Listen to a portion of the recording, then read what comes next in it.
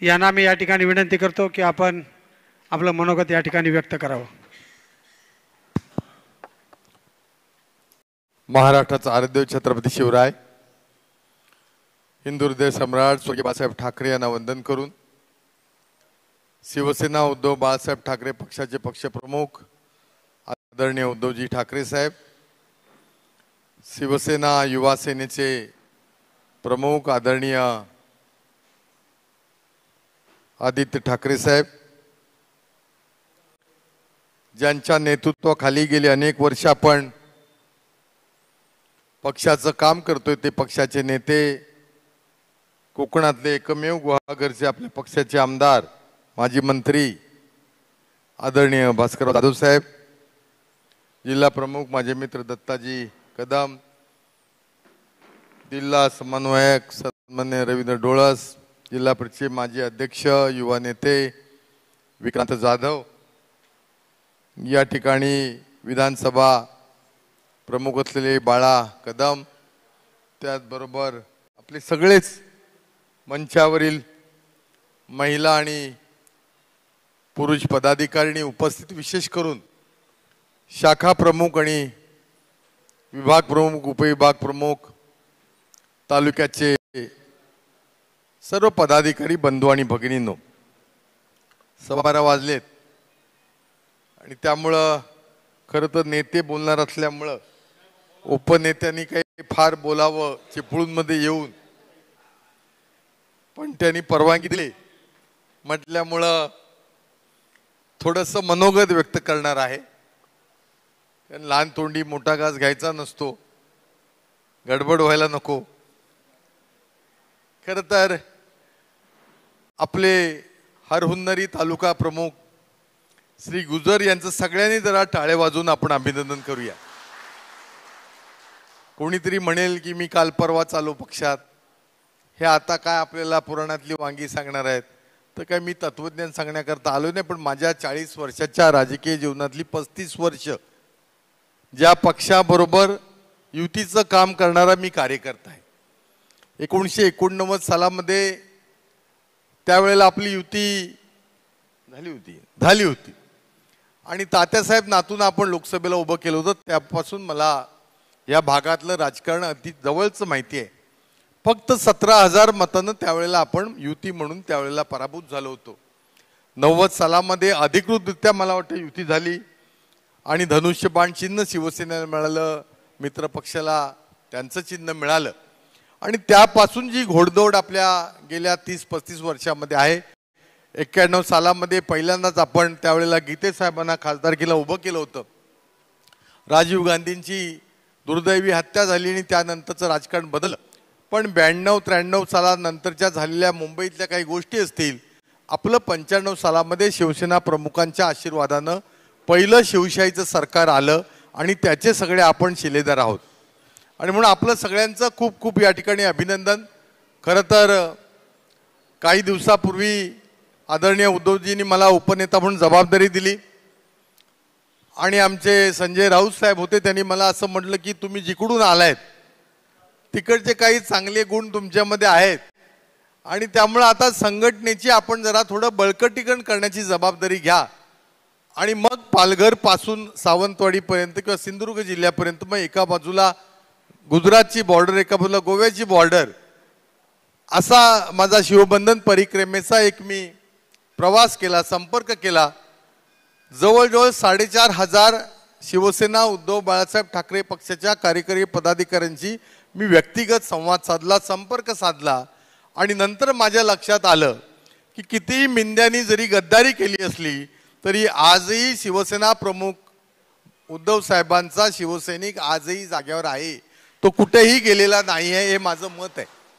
आणि म्हणून मला असं वाटतं की काल काय झालं, कोण कुठे गेले, ह्याच्यावरच्या चर्चा आजपासून बंद करूया। आपण खूप अत्यंत चांगल्या प्रकारे आपल्या संघटनेमध्ये कार्यकर्ते आहेत। सगळ्यात महत्त्वाचं म्हणजे मतदाराचा किंवा जनतेचा जनाधार आजही आपल्याला आहे। फक्त कधी कधी काय होतंय, आपल्याला सुद्धा प्रेझेंटेशन करता आलं पाहिजे। काही जण असं म्हणतात की एखादा ग्लास जर अर्धा पाण्यानं भरलेला असेल तर काही जण म्हणतात तो अर्धा रिकामा आहे, पण माझ्यासारखा म्हणेल तो अर्धा भरलेला आहे। आणि म्हणून आज 240 आमदार ज्या पक्षाकडे किंवा ज्या युतीकडे निवडून आले त्यांचा गेल्या 10 महिन्यातला परफॉर्मन्स हा मायनस आहे. आणि त्या तुलनेत आदरणीय उद्धवजींच्या नेतृत्वाखाली आपला परफॉर्मन्स अत्यंत चांगला आहे. आणि जर गावागावामध्ये गेलो त्या ठिकाणी जनतेमध्ये आपण गेलो जर पाहिलं तर आजही आपल्याला जनाधार आहे. परंतु आपण 31 लोकसभेचे खासदार महाराष्ट्रामध्ये गेल्या निवडणुकीमध्ये जिंकलो होतो. हे त्या 240 आमदारांच्या विजयामुळे ते थोडंसं मागे आलंय. हा मनुष्याचा स्वभाव आहे. काल काय जेवलो हे थोडंसं लक्षात राहतं पण 2 दिवसापूर्वी नेमका जेवणातला मेनू लक्षात राहत नाही. तसंच हे राजकारणातलं आहे. आणि हा जो मीडिया आहे आजचा सोशल मीडिया त्याच्यात अधिक भर घालतो की जे 31 खासदार निवडून आले होते कारण आज उपराष्ट्रपदाची निवडणूक लागली आणि त्यावेळेला जेव्हा महाराष्ट्राचं विश्लेषण महाराष्ट्रात मतदान कोण करणार आहे जास्त तर ते शिवसेना उद्धव बाळासाहेब ठाकरे आणि त्यांच्या बरोबरचं जे काय आघाडीचं आपलं एकत्रीकरण आहे यांचं मतदान जास्त आहे. आणि म्हणून मला असं वाटतं की आपल्याकडे खूप आपली चांगली परिस्थिती आहे. आज गणपती आहे थोडी उपस्थिती आता चांगल्यापैकी झाली आहे त्यामुळं शेठचा चेहरा जरा मला हसलेला दिसतोय. सुरुवातीला मी पण बसताना जरा भीतच बाजूला बसलो होतो. परंतु गणपती आहेत सगळं आहे. आणि कधी कधी काय असतं शाळेमध्ये ना गैरहजर विद्यार्थ्याबद्दलच बोललं जातं. हजर विद्यार्थ्याची कोण दखलच घेत नाही. तसं आपल्याकडे झालंय. म्हणून तुमचं सगळ्यांचं मी मनपूर्वक अभिनंदन करतो की काही असेल जी काही यंत्रणा आमच्या गुजर साहेबांनी राबवली असेल बिचारनी फोन केले असतील मला फोन केला आवर्जून या म्हणून. आणि म्हणून आपण सगळेजण आलाय 3 दिवसावरती गणपती आहे त्याचा अर्थ काही कुठे कोण आला नाही म्हणून आपल्या संघटनेला काही कमीपणा आहे असं मला वाटत नाही. काही गोष्टी सुधारल्या पाहिजेत काही गोष्टी दुरुस्त केल्या पाहिजेत त्या जरूर आपण करू. काही गोष्टी सार्वजनिक बोलण्यासारख्या नसतात त्या आपण व्यक्तिगत बोलू. पण मला असं वाटतं की ह्या चिपळूण तालुक्यापुरतं जर बोलायचं झालं तर जे काय राजकीय पक्ष आहेत त्याच्यामध्ये आपलं मतदान आजही नंबर 1चं आहे. कारण मी जेव्हा शिवसेनेत नव्हतो त्यावेळेला सुद्धा ह्या तालुक्यात मी फिरलोय. या सगळ्या चिपळूण तालुक्यामध्ये मी परिस्थिती पाहिले तेव्हा गुजर कोण नसायचो. मी देवळात जायचो आणि घंटा वाजवायचो. पहिलं परशुरामला गेलो होतो म्हणलं परशुरामाला साकडं घातलं बा आमच्याकडे सध्या कोण नाही. आता सुद्धाची काय गर्दी आली ती आता दिसेल जिल्हा परिषद पंचायत समितीला आपण दाखवूया. परंतु जर करायचं आपण म्हटलं तर काही त्या ठिकाणी होऊ शकतं असं मला वाटतं. आणि म्हणून मला असं वाटतं मी काही फार आता बोलणार नाही. पण तू साहेब माझी आपल्याला विनंती राहील राऊत साहेबांची पण मी बोलतो उद्धवजी पण बोलतो. आपण राज्याचे नेते आहात आवश्यकता वाटेल तेव्हा जरूर आम्ही तुम्हाला बोलू. पण तू आमच्या बरोबरची खालची जी सगळी फळी विक्रांतपासून जिल्हा प्रमुख पासून जे पदाधिकारी आहोत आपण जर आता थोडंसं काय करूया आपण हे सगळ्यांना बोलवायचं थोडं सध्या थांबवूया. तालुक्याला आपण जाऊया. मग शासन आपल्या दारी जसं असतं ना तसं पक्ष कार्यकर्त्याच्या दारी पक्ष पदाधिकारी आम्ही शाखा प्रमुखाला बोलतो उपशाखा प्रमुखाला बोलतो विभागाला बोलतो. त्याचा घराचा उंबरठा मला नाही वाटत रागवू नका कोणी. फार सगळ्या पदाधिकाऱ्यांनी हल्ली बघितला असेल पूर्वी आपण बघत होतो. म्हणून माझी सगळ्यांना विनंती पदाधिकाऱ्यांना आहे माझ्यासह साहेब आम्हाला तुम्ही वेळापत्रक द्या. आता पितृपक्ष गणपती सोडून द्या. पितृपक्षामध्ये दुपारी 2 नंतर काय त्याचं फार काम नसतं. सगळे बऱ्यापैकी पितरांना सांगून मस्त झोपून मजा असते व्यवस्थित. पण आपण सांगतो फक्त पितृपक्ष आहे. तर मला असं वाटतं गणपतीच्या नंतरचा अनंत चतुर्थीचा पहिला दिवस मला वाटतं जो आहे तो काय रिकामाच असतो. म्हणजे तो काय पौर्णिमा येणार ती तर पौर्णिमाचा दिवस चांगला असतो. त्या दिवसापासून आपण परशुरामपासून साहेब आम्हाला परवानगी द्या सुरुवात करूया. प्रत्येक जिल्हा परिषद गटातल्या प्रत्येक गावात जायचं. कुणी जायचं आम्ही सगळेजण जाऊ आणि मग तो बघूया शाखा प्रमुख आहे काय. आज तू ये मी ये एक आ कानाला हे विचारण्यात काय मजा नाही. कारण हा जेव्हा माझा शिवबंधन परिक्रमेचा दौरा सुरू झाला तेव्हा पण अशीच परिस्थिती होती. 3 वर्षातल्या ह्या सगळ्या पडझडीमध्ये सगळी लिथार्जी होती. हा इकडे गेला तो तिकडे गेला हे सगळं परसेप्शन होतं. सामान्य कार्यकर्ता जागेवर होता. माझ्या भाषेमध्ये जो लाभार्थी होता ना तोच गेला होता. लाभार्थी म्हणजे माहिती आहे ना. त्यामुळे ह्या लाभार्थ्यांवर संघटना कुठलीच चालत नाही. आणि म्हणून माझी या निमित्तानं आपल्याला विनंती आहे की आपण आपल्या कार्यकर्त्याला प्रतिष्ठा देऊया. जसं एखाद्या मालकाची संपत्ती मोजली जाते अंबानीची किती संपत्ती आहे अडानीची किती आहे तसं राजकीय दृष्ट्या सुद्धा एका पक्षाची संपत्ती मोजली जाते आर्थिक नव्हे कार्यकर्त्याच्या रूपानं. आणि या ठिकाणी ह्या ज्या भिंती दिसतात याला आपण प्रॉपर्टी म्हणतो इस्टेट म्हणतो. इस्टेट आणि संपत्तीमध्ये फरक आहे. मला वाटतं आजही शिवसेना उद्धव बाळासाहेब ठाकरे पक्षी संपत्ती काय तर तुम्ही बसलेले आहात, हे याला इंग्रजीत वेल्थ म्हणतो आपण. आणि ही संपत्ती खूप चांगल्या पद्धतीने निष्ठावान आहे आणि खूप आता चांगल्या प्रकारे त्याच्यामध्ये थोडीशीच आपण भर घातली तर मला विश्वास आहे पार्लमेंट पासून म्हणजे खासदारापासून ते सरपंचापर्यंत शिवसेना उद्धव बाळासाहेब ठाकरे पक्षाची सत्ता आपली येऊ शकते. पुढचे 2-3 महिने आपण मेहनत घेऊया, आपल्या बूथचं आपण सक्षमीकरण करूया, त्या बूथ मधले कार्यकर्ते चांगल्या प्रकारे उभे करूया आणि मग भविष्यातल्या सगळ्या ज्या निवडणुका आहेत त्या आपण जिंकूया असा मला ठाम विश्वास आहे. थोडासा एक आणखीन मला या निमित्तानं सांगायचं 95 सालापासून सलग 22 मला वाटतं जून महिन्यापर्यंत आपल्या पक्षाचे बरेच कार्यकर्ते सत्तेतच राहिले. कोण ग्रामपंचायतीत राहिला, कोण जिल्हा परिषदेत राहिला, कोण नगरपालिकेत आला, आमचे देवळेकर नगरपालिकेत, कोण आमदार झाला, कोण खासदार झाला, कोण केंद्रीय मंत्री झाला. त्यामुळे 95 पूर्वी आपण सगळे कार्यकर्ते होतो. 95 सालापासून जून 22 सालापर्यंत आपण सत्तेच्या सारीपणात वावरल्यामुळं आपण आपली भूमिका विसरलोय. आज आपण सत्ताधारी नाही आहोत, आज आपण एक सक्षम विरोधी पक्ष आहोत. आणि मग सक्षम विरोधी पक्ष जर असेल तर जनतेची आपल्याकडून विरोधी पक्षाची अपेक्षा आहे. आपण त्या माहोलमध्ये आहोत सत्ताधारी पक्षाच्या आणि त्यामुळे कुठली टेंडर बिंडर काय ते सगळं सोडून देऊया, जाऊ दे, काय काळजी करू नका, पुढची घेऊया आपण. त्यामुळे 2 कंपन्या गेल्या तरी हरकत नाही, पुढच्या सगळ्या कंपन्या घेऊया. रागावू नका, मी व्यक्तिगत कुणाला बोलत नाही. काय 25 वर्षात मिळालं आपल्याला नाही मिळणार. मला बेटकर साहेबांचं कौतुक आले नाहीत. मी म्हणलं काय बेटकर साहेब, माझी त्यांची अगदी मस्करी चालते. तर म्हणाल नाही, मला लय दम दिली, माझ्याकडे ते इन्कम टॅक्स आले होते, माझ्या तिकडे ईडी वाले आले होते. म्हटलं जाईल 25 वर्षात मी लय कमावलं, काय झालं तर गेलं. मिळालं कोणामुळं? शिवसेनेमुळे मिळालंय हे त्यांनी मला कबूल केलं. आणि म्हणून कुठेही काही घाबरू नका, आपण मिळवूया.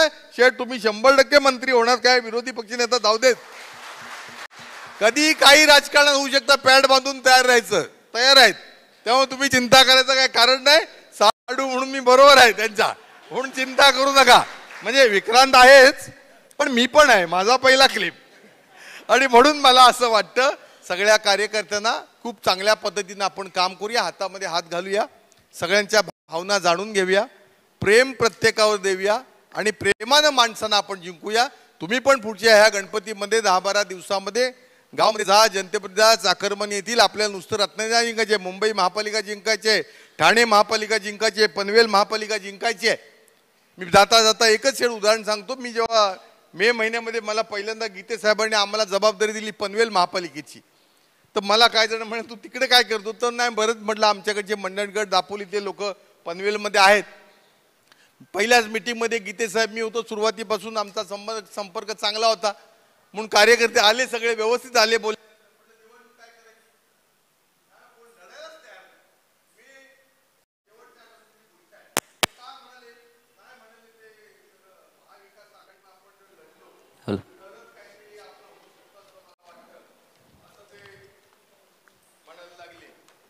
म्हटलं ठीक आहे. माझ्या लक्षात आलं होतं यांच्यासारखं मी कडक बोलू शकत नाही, काय पाहुणा आलेला मी, तर मी जरा गोड गोड त्यांना बोललो. म्हटलं ठीक आहे, परत एकदा बसूया. परत एक मीटिंग घेतली. म्हटलं आता काय करायचं, नाही म्हणतात. मग म्हटलं आता एक काम करूया, शाखा प्रमुख किती आहे, जिल्हा प्रमुखला म्हटलं अजून आहे शाखा जिल्हा प्रमुख चांगला आहे, 10-12 कोटीचं घर आहे त्याचं सदन, तिथे गरीब माणूसच नाही पनवेलमध्ये मी कोण बघितला. तो सगळे सिडकोचे पैसे सगळ्यांना मिळाले जकासपैकी आणि व्यवस्थित आहेत. काय पण नाते गोत्यात आहेत बरोबर. आता ती मला तिकडची पण त्यांची नाती माहिती आहेत. त्यामुळे मी त्यांना म्हटलं आता नातं गोतं नाही, राजकारण आहे, राजकारण करायचं, पक्ष हा पक्ष, नाही तर नातं सांभाळत राहा. शेवट असं झालं 3 महिन्यामध्ये मी त्यांना असे ग्रूम केले, तयार केले की 122 शाखा प्रमुख म्हणले आमच्याकडे आहेत. म्हटलं बोलवा. जिल्हा प्रमुख म्हणलं जेवण घाल. वार बघितला बुधवारचा, 97 शाखा प्रमुख हजर होते. मग आम्ही एक नवीन शाळा काढलेली. म्हटलं आता त्यांना एक फॉर्म दिला. आमचा संपर्क प्रमुख चांगला आहे, भोईर म्हणून आहे, तो माझ्यासारखाच तिकडे आलेला आहे. पेणची निवडणूक त्यानं शिवसेनेतनं माझ्यासारखी लढवली. तो पूर्वी आम्ही विधानसभा क्षेत्र प्रमुख होतो.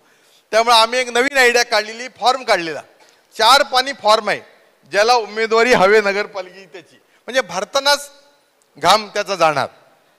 म्हटलं फी किती ठेवायची, 5,000 नाही म्हणाले, 500 रुपये. तुम्हाला सांगतो जे निवडणूक लढणार नव्हते, मी शॉर्टमध्ये सांगतोय की महाविकास आघाडीतनं लढायचं म्हणत होता, ज्या पनवेल महानगरपालिकेमध्ये शिवसेना उद्धव बाळासाहेब ठाकरे पक्षाचे कार्यकर्ते त्याने आता म्हणाले 79 तिथे जागा आहेत नगरसेवकांच्या 3चा आणि 4चा प्रभाग आहे त्या ठिकाणी 125 जण इच्छुक झाले. म्हणजे याचा अर्थ त्यांच्यात कॉन्फिडन्स आला त्या 2.5-3 महिन्यामध्ये की नाही आम्ही जिंकू शकतो. आम्ही आणखीन एक नवीन शाळा केली त्याला म्हणजे जा घरावर चिकटवा आम्ही लढणार आम्ही जिंकणार मशाल. कारण आपली मशाल लोकांपर्यंत गेलंच नाही ना आपला धनुष्य गेला सगळ्यांपर्यंत. याच्यामध्ये आपली काही मतं कमी झालीत. सांगायचं तात्पर्य एवढंच आहे की आत्मविश्वास आपण निर्माण करूया. ग्रामपंचायतीच्या सरपंचापासून पुढचा खासदार पुढचा आमदार आणि आपले पंचायत समिती जिल्हा परिषद ही आपण शिवसेना उद्धव बाळासाहेब ठाकरे पक्षाच्या मशाल चिन्हाची लढवायची आहे हा विश्वास बाळगा. तुम्हाला खूप खूप धन्यवाद. जय हिंद जय महाराष्ट्र. धन्यवाद माने साहेब. आणि यानंतर मी सन्माननीय नेते भास्करशेठ जाधव यांना विनंती करतो की आपण या ठिकाणी आपलं मनोगत व्यक्त करायचं.